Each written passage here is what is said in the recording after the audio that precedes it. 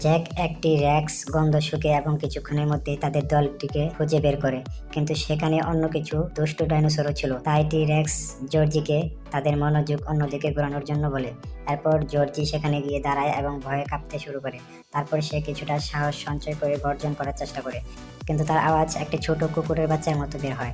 এটা দেখে দুষ্ট ডাইনোসরগুলো তার উপর হামলা করে দেয়, কিন্তু এরই মধ্যে টি র্যাক্স ভাই বোন সেখানে চলে আসে।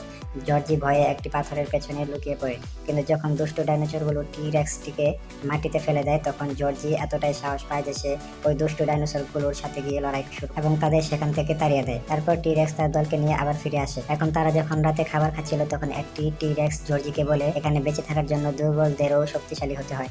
এটা শুনে জর্জি সিদ্ধান্ত নেয় যে সেও একজন শক্তিশালী ডাইনোসর হয়ে দেখাবে। একদিন তারা যখন দলটিকে নিয়ে হাঁটতে বের হয়েছিল তখনই হঠাৎ জর্জের নজর স্নো মাউন্টেনের তুষারযুক্ত পাহাড়ের উপরে পড়ে।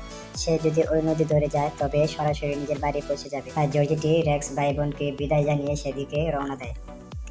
এখন তারা যখন বাড়ির দিকে যাচ্ছিল তখনই আবার তাদের উপর উড়ন্ত ডাইনোসরগুলো আক্রমণ করে। এরপর তারা জ্যাককে তুলে নিয়ে যায় আর জর্জিকে পাহাড় থেকে নিচে ফেলে দেয়। নিচে পড়ার পর জর্জি ঝোপঝাড়ের মধ্যে আটকে যায়, কিন্তু তখনই সে দেখে হঠাৎ তার বাবা তার সামনে এসে দাঁড়িয়েছে।